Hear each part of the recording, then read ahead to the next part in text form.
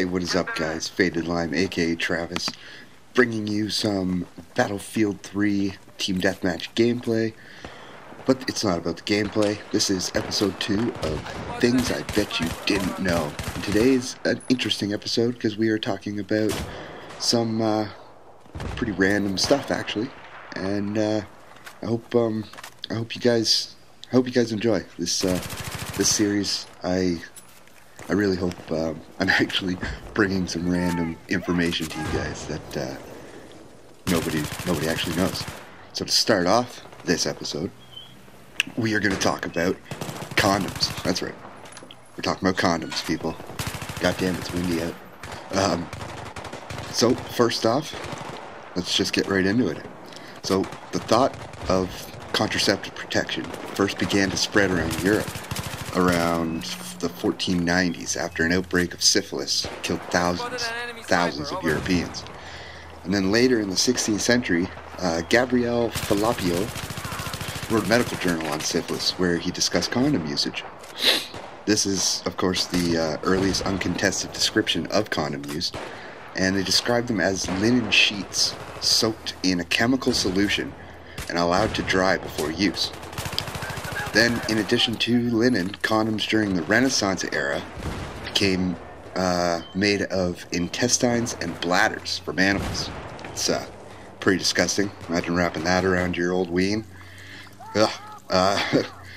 Anyways, in the late 15th century, the Dutch introduced condoms that they made from fine leather, and they introduced it to the Japanese on their trading expeditions. Which, no offense to the Asians, but I don't think condom usage really helped. So, moving on a little bit later, a few centuries later actually, they talk about Casanova. Everybody knows Casanova, right? Yeah, suave, slutty man of his time, always had his mistresses. Well, he was the first person to truly report or say that he was using assurance caps, what they called them. And this prevented him from impregnating his mistresses. Imagine that. At least he was concerned about, not popping out too many kids. Where do we go from here? And by this time, they were being sold at pubs, barbershops, chemist shops, open-air markets, and at the theater all across Europe and Russia. So they were getting pretty spread out by the 1800s. And we'll jump right into the 20th century, more common era. And during the 20th century, right at the beginning of World War I, America and Britain were the only countries that were not providing their soldiers or recommending their soldiers to use condoms.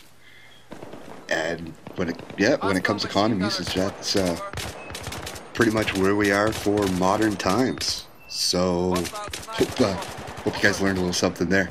Anyways, let's go on here. Just a random fact. Random. Repeating, right on. David O. Selznick.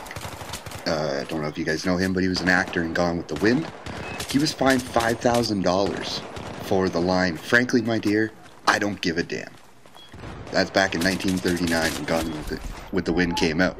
And he was fined due to the fact that the Catholic Legion of Decency gave the movie a B rating, citing that the film was morally objectionable in part for everybody. So that's it's a lot of money back in 1939.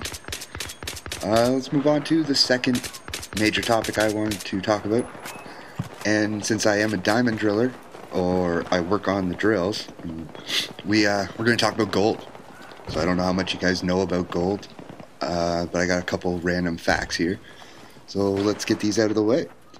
Due to its high value, most of the gold that has been discovered throughout all of history is still in circulation.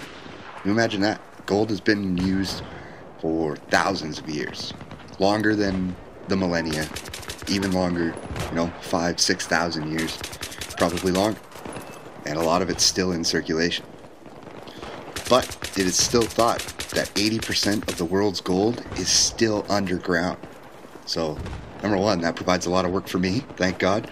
And Number two, that just shows that we've barely scratched the surface of the amount of precious minerals that are still out there. What else do we see here?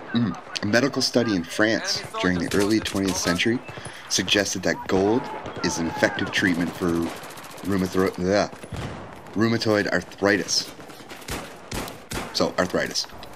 Gold bracelets. If you got anybody's got arthritis or wrist injuries, strap on gold bracelets and rub it around on your wrist, and it should help a little bit to alleviate some of the discomfort. Also, gold is so pliable that it can be made into sewing thread, and an ounce of gold can be literally stretched over 50 miles. Now, you believe that? A tiny ounce of gold, even though it's worth about $1,500 nowadays, I think. A tiny ounce can be stretched up to 50 miles. That's like the greatest dog leash in the world. Or, give your girlfriend this nice gold thread, but you can hold on to her because she can't go any further than 50 miles away. Good luck of her breaking it too. Oh, sniff. Again, moving on here. This is the last fact for gold, actually. So, the ancient Greeks thought that gold was a dense combination of water and sunlight. And so that's pretty weird.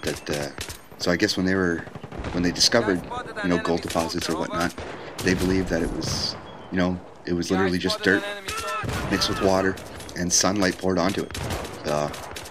They might have been geniuses for their time, but still a little naive if you ask me. We're gonna jump into the final topic of this conversation, or for this episode, and it's Christmas. That's right. I mixed condoms with Christmas. I'm sorry. It's just there was two subjects that I was gathering information for, and I thought they'd make a good combination.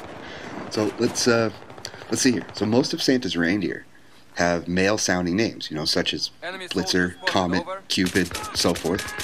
However, male reindeer shed their antlers around Christmas time. So that would pretty much mean that Santa's reindeers are not male at all, but actually female. So Rudolph is not a little boy. Rudolph's a lady. Let's think about that next time you tell your children that Santa's reindeer were boys and they were mean to Rudolph. No, they were women. Women can be just as bad. Anyways, also Norwegian scientists, they hypothesize that Rudolph's red nose is probably the result of a parasitic infection of his respiratory system. All I gotta say about that is leave it to the Norwegians to put scientists on that kind of research. I don't know where or how much the funding is, but they got scientists looking it up somewhere. Also, according to data analyzed from Facebook posts, 2 weeks before Christmas is one of the most two popular times for couples to break up. On the contrary, though, Christmas Day itself is the least favorable day of the year for breakups. So it's either I'm getting rid of you now, or we're stuck till at least after New Year's. I don't know. I'm pretty sure it's probably usually the women that do the breaking up around the time too. Oh, again, I'm insulting the girls. I'm sorry. For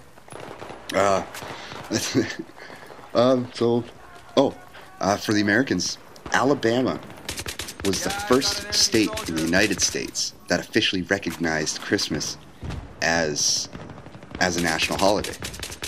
Or as a holiday, sorry. And that was back in 1836. Now we're going to move on to St. Nicholas himself, good old Santa Claus. So basically, before you should consider what you would really tell your children about Santa Claus. It might put a little bit more fear in them to be good, but in the early illustrations of Santa, he was depicted as a stern, commanding man holding a birch rod. He was more of a symbol of discipline and punishment than the jolly overweight elf that we know today. So, if you really want your kids to be good for the year and get excited for Christmas, you tell them that Santa's going to come and beat them with that birch rod. That'll be pretty good. I think I got a few minutes left of gameplay, so I'll just take some more random facts here. Southern United States gets a lot of hurricanes. A lot of hurricanes hit the world. So I got a couple facts here about hurricanes.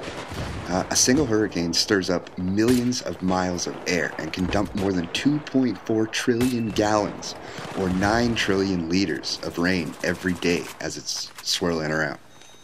Also, Christopher Columbus wrote the first known report of a hurricane in 1495.